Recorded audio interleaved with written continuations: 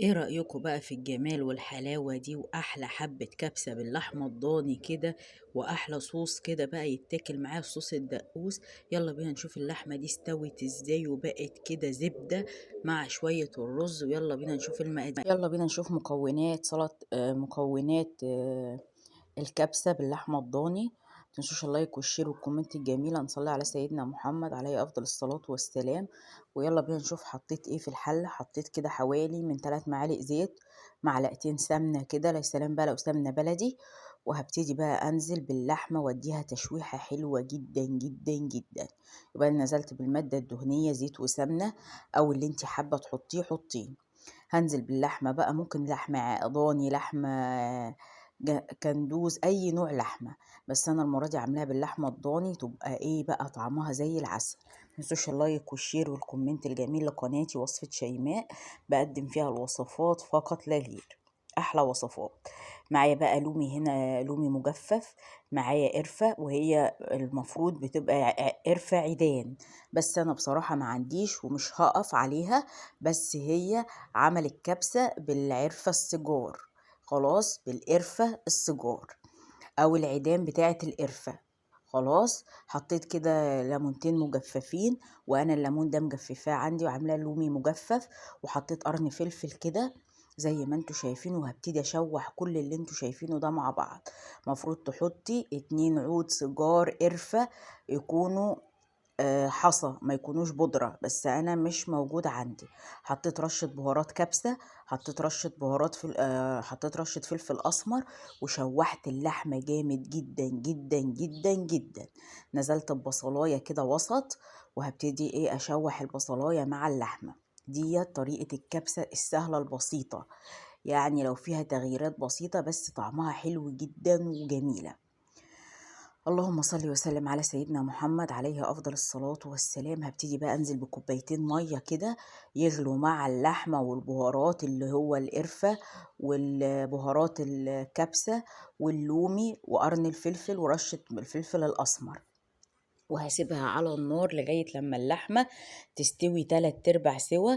في ايه؟ في كوباية المية السخنة. المية نقصت هنا فزودتها تاني كوبايتين مية سخنة. بكون غالية المية زي ما انتوا شايفين اهوت. وهسيبها بقى تدخل في السوا وتاخد وتدي مع بعضها كده على نار هادية.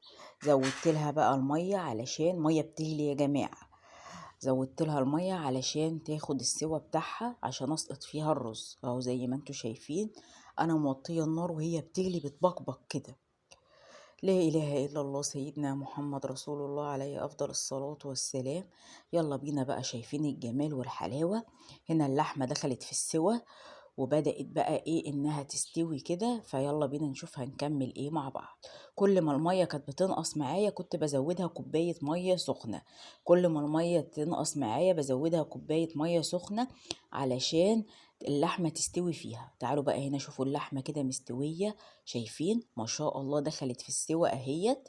يبقى هنا اقول لكم المقادير تاني. حطيت المادة الدهنية سمنة وزيت، وبعد كده نزلت باللحمة، عطيتها تشويحة بالبهارات بتاعتها، وبعد كده نزلت ببصلة وبالمية. هنا بقى بعد ما اللحمة دخلت في السوا حطيت معلقتين كاري ومعلقتين كركم اللي بيدونا اللون الأصفر. عندك لون زعفران يا سلام، تبقى حاجة مية مية. ما عندكيش ممكن تستكفي بالكاري والكركم. خلاص انا بقول لكم الحاجات اللي متاحة في كل بيت.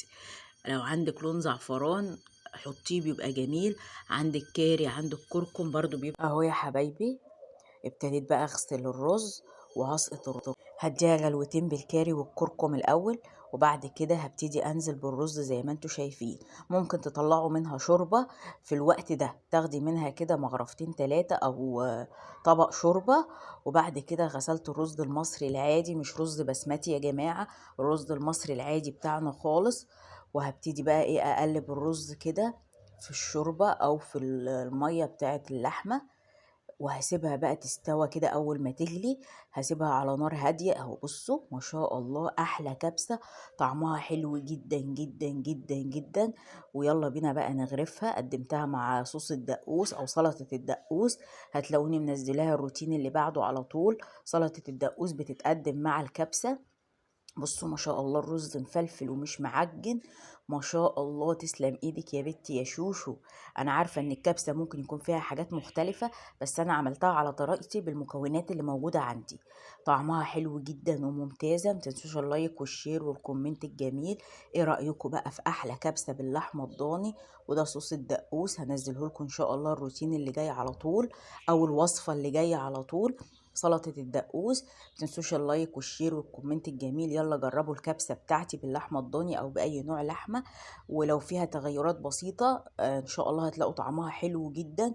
انا عملت حاجات بالمتاحة عندي في البيت. اي رأيكم بقى؟ بصوا اللحمة زبدة، زبدة يا جماعة مستوية وطعمها جميل. يا رب وصفتي النهاردة تكون عجبتكم وتقديمي في الأكل عجبكم. متنسوش اللايك والشير والكومنت الجميل لوصفتي، وصفة شيماء. وأقول لكم في رعاية الله يا رب الوصفة تكون عجبتكم.